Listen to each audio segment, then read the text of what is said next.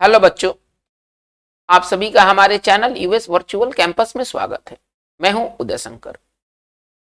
बच्चों, आज के इस वीडियो सेशन में हम लोग सीडीएस से रिलेटेड चीजों के बारे में बात करेंगे।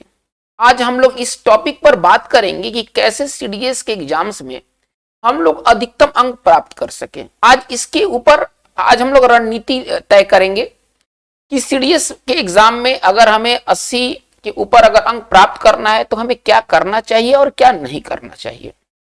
कम समय में हम क्या करें कि सीडीएस जैसे स्टैंडर्ड एग्जाम में हमें एक अच्छा अंक प्राप्त हो जाए।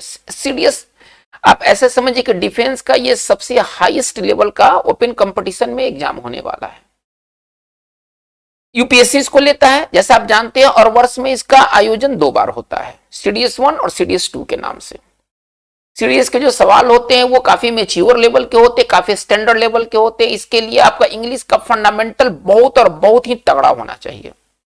आज की इस वीडियो सेशन में हम लोग देखेंगे, प्लान बनाएंगे कि कैसे हम कम समय में और एक सही डायरेक्शन में काम करके हम 80 के ऊपर अंक प्राप्त कर सकते हैं। चलिए, हमारे ऑफलाइन क्लास के लिए आप इस पते पर आप कंसल्ट कर सकते हैं हमें। सीडीएस जीके के लिए हमारा एक और यूट्यूब चैनल है एसएससी जीके हब के नाम से। तो सीडीएस के एग्जाम में जो जीके पूछा जाता है उसके लिए आप इस चैनल को कंसल्ट कर सकते हैं। नाम एसएससी जीके हब से है, लेकिन इसे घबराने की जरूरत नहीं। इसमें जो भी जीके के कंटेंट हैं वो सभी आपके काम आने वाले हैं। किसी क्वेश्चन के ऊपर ये नहीं होता है कि ये एसएससी में पूछा जाएगा, सीडीएस में नहीं पूछा जाएगा। फंडामेंटल सवाल हर जगह पूछे जाते हैं, चाहे एग्जाम चाहे जो भी हो। फंडामेंटल सवाल हर जगह पूछे जाते हैं, वो चाहे छोटा एग्जाम हो अथवा बड़ा एग्जाम हो। तो जीके के लिए बच्चों ये बहुत मतलब इंपॉर्टेंट चैनल है आपके लिए, ठीक है ना, एसएससी जीके हब के नाम से। और अगर ऑफलाइन क्लास अगर आप चाहते हैं इंग्लिश के लिए तो आप ये जो आपको एड्रेस दिया गया है आप इस पर संपर्क कर सकते हैं। हमारा जो नंबर है 9470231222। ठीक है, एक बार फिर से 9470231222। इस पर व्हाट्सएप अवेलेबल है। आप जो भी जानकारी आपको इंस्टीट्यूशन संबंधी लेना है, कोर्स से संबंधी लेना है, तो आप जानकारी ले सकते हैं। चलिए, तो आज की इस वीडियो सेशन में हम प्लानिंग के ऊपर बात करते हैं। पहले देखेंगे कि किस टॉपिक से क्या क्या सवाल पूछे जाते हैं। देखिए, टोटल इंग्लिश में 120 सवाल आते हैं। 120 क्वेश्चंस टोटल है ना, जो पूछे जाने वाले इंग्लिश में है वो 120 सवाल है। किस टॉपिक से कौन से सवाल है, थोड़ा इसको देख लेते हैं। एंटोनिम्स से 10 सवाल निश्चित, एकदम 10 का 10 सवाल आता है। सिनोनिम से 10 सवाल होते हैं। इडियम्स और फ्रेजल वर्ब से किसी साल पूछता है, किसी साल नहीं पूछता है तो 10 सवाल देता है। ठीक है ना, किसी वर्ष देता है या किसी वर्ष नहीं भी देता है, अक्सर एक करके, मतलब इसके साथ अल्टरनेटिव रूल है, एक साल दिया तो एक साल नहीं दिया। लेकिन मान के चलिए कि आपकी प्रिपरेशन होना चाहिए, कब पूछ देगा आपको पता नहीं है। चलिए, सेंटेंस कंप्लीशन 10 पूछता है वर्ड रिलेटेड और 10 पूछता है ग्रामर से, यानी कि सेंटेंस कंप्लीशन आपका टोटल हो गया 20 अंक का, सॉरी 20 क्वेश्चन है ना। सेंटेंस कंप्लीशन के 20 क्वेश्चन हो गए। 10 जो इसमें पूछा जाता है वर्ड रिलेटेड होता है और 10 जो होता है वो ग्रामेटिकल आधारित होता है, ग्रामर के टॉपिक्स पर आधारित होते हैं। स्पॉटिंग एरर कभी 10 पूछता है कभी 15 पूछता है, यानी कि 10 और 15 के बीच में ये मतलब वेरिएबल है। सेंटेंस इंप्रूवमेंट कभी 10 सवाल किया कभी 15 सवाल किया, किसी सीडीएस में 10 सवाल, किसी सीडीएस में 15 सवाल।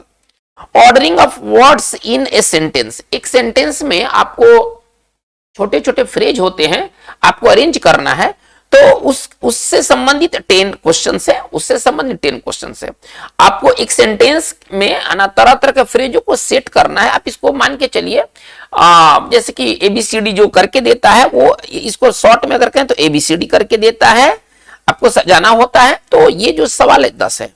ऑर्डरिंग ऑफ सेंटेंसेस, ये सेंटेंस के रूप में जब आपको क्रम करना है तो इससे संबंधित 10 सवाल, यानी कि इसको आप सरल भाषा में समझे पीक्यूआरएस। इसमें सेंटेंस रहेंगे जो कि आपको एक सही क्रम में लिखना होगा। इसमें आपको एक सेंटेंस में वर्ड्स को सही क्रम में रखना है। ठीक है, एक ही चीज है, नाम 2 दे दिया गया है, एक ही चीज है, घबराने की जरूरत नहीं है। अगर आप ये कर सकते हैं तो आप ये भी कर सकते हैं। नाम 2 दे दिया है लेकिन फंडामेंटल बात दोनों में एक ही लागू होता है। तो इसका मतलब है कि आप ऐसे समझ लें कि जो सेंटेंस रीअरेंजमेंट होता है वो टोटल 20 अंक के 20 सवाल इससे होते हैं। है ना, 10-10 करके उसको डिवाइड कर दिया गया है। चलिए, क्लोज टेस्ट कभी 10 पूछता है, कभी 15 पूछता है, और कॉम्प्रिहेंशन जो पैसेज होते हैं वो कभी 10 आते, कभी 15 आते हैं। मिसलेनियस जो होते हैं, कभी अगर सवाल अगर इधर 15 कर दे देगा, अगर मान लीजिए कि सवाल अगर इधर 15 से पूछ दिया तो फिर आपको मिसलेनियस देखने को नहीं मिलेंगे। अगर सवाल अगर 10-10 रखता है, जैसे कि हम लोग इस तरफ देखते हैं, अगर सवाल अगर 10-10 रखता है तो मिसलेनियस में तरह तरह की अंग्रेजी की चीजें, कभी मिस स्पेल्ट हुआ, कभी कोई प्रोवर्ब भरना हुआ, तो इससे रिलेटेड आपको 10 सवाल मिलेंगे, यानी कि टोटल सवाल की संख्या जो है 120 है।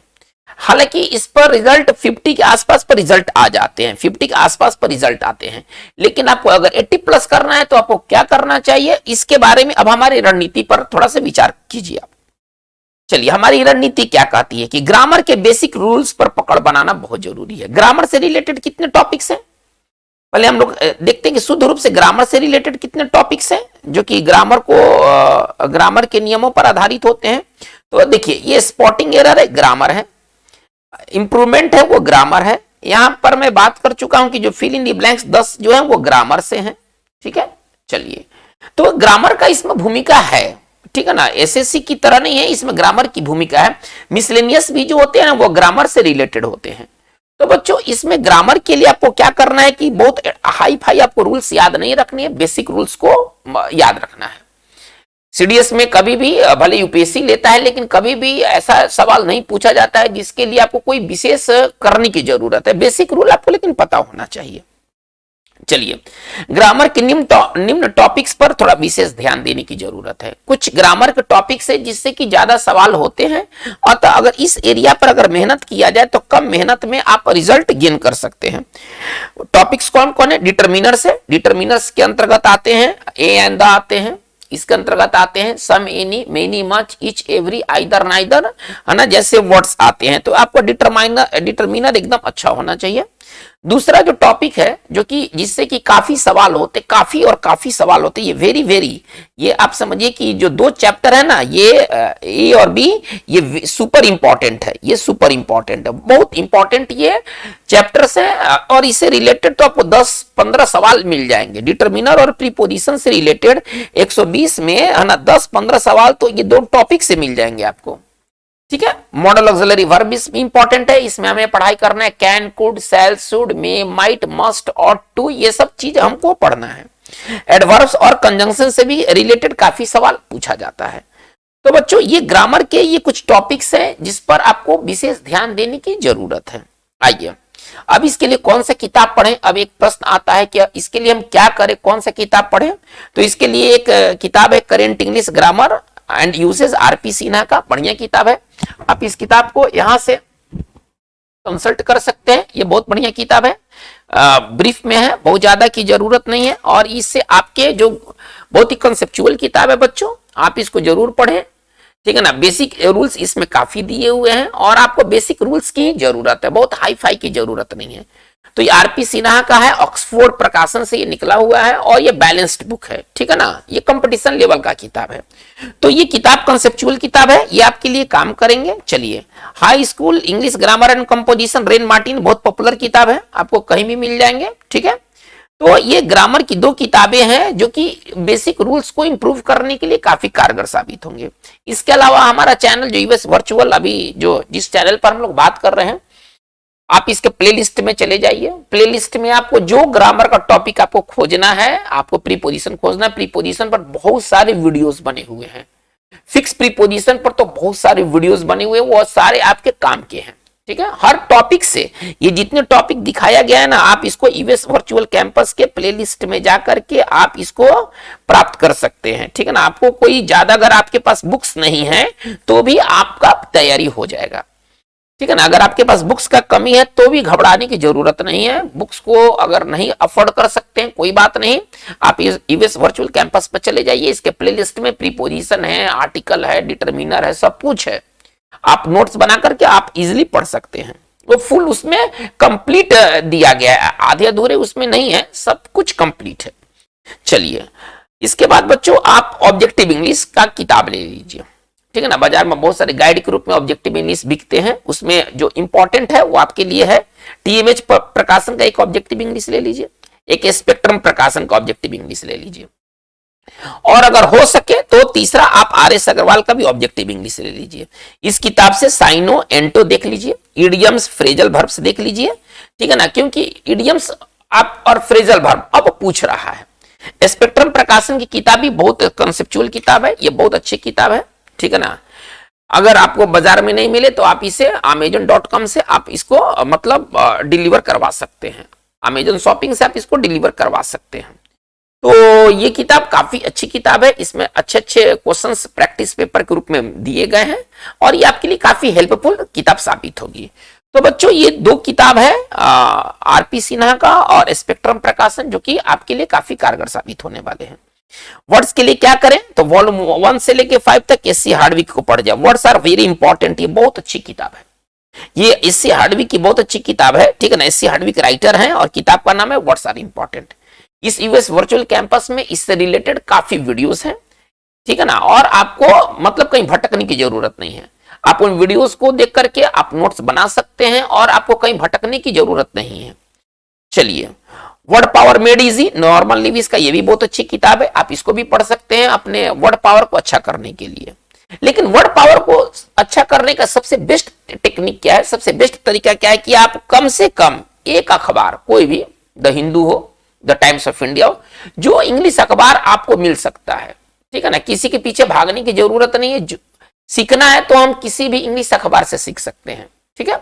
आप द टाइम्स ऑफ इंडिया ले लीजिए या द हिंदू अगर ले सकते हैं तो वो ले लीजिए, और कम से कम 2 घंटा आप इंग्लिश न्यूज़पेपर पर जरूर समय दीजिए, क्योंकि आपको लिटरेचर को भी हल करना है ना। लिटरेचर से काफी सवाल आ रहे हैं, अगर लिटरेचर पर अगर हम ध्यान दें कि लिटरेचर से क्या क्या सवाल है, तो लिटरेचर से काफी सवाल है। देखिए, ऑर्डरिंग ऑफ सेंटेंस क्या है भाई, ये लिटरेचर है, जब तक आप हिंदी नहीं निकालिएगा आपसे बनेगा नहीं। ऑर्डरिंग ऑफ सेंटेंसेस क्या लिटरेचर है, क्लोज टेस्ट क्या लिटरेचर है, ये सारे के सारे लिटरेचर है। कंप्रिहेंशन क्या लिटरेचर है। तो कहने का मतलब है कि लिटरेचर का अच्छा खासा इसमें भूमिका है सीडीएस के पेपर में, ठीक है। लिटरेचर के लिए आपको क्या करना है, खास कुछ नहीं करना है, एक इंग्लिश न्यूज़पेपर को जरूर पढ़ना है और प्रीवियस ईयर के क्वेश्चंस को आप बार बार सॉल्व करें। इससे आपको आइडिया एक मिलेगा कि हमें 80+ पाने के लिए हमको क्या करना है। बच्चों, आज के वीडियो सेशन में टोटल इतनी सी बात हुई। ये हमारे प्लानिंग का एक हिस्सा है कि हमको क्या करना चाहिए, कौन सी किताब पढ़ना चाहिए, क्या स्ट्रेटेजी होनी चाहिए। आप ऐसा अगर करते हैं तो आप कम से कम समय में आप अधिकतम आप अंक प्राप्त करने में सक्षम होंगे। आज की बात बस इतना ही। अगर आपको ये वीडियो पसंद आया हो, आप अपने ग्रुप में इसे जरूर शेयर करें। अगर आप नए हैं और सब्सक्राइब आपने नहीं किया है तो काइंडली आप इसे सब्सक्राइब कर लें। आप इस वीडियो से संबंधित फीडबैक कंटेंट जो भी फीडबैक आप देते हैं आप उसको जरूर दें। इसके लिए कमेंट बॉक्स ओपन है आपके लिए। आज की बात बस इतना ही। Thank you very much.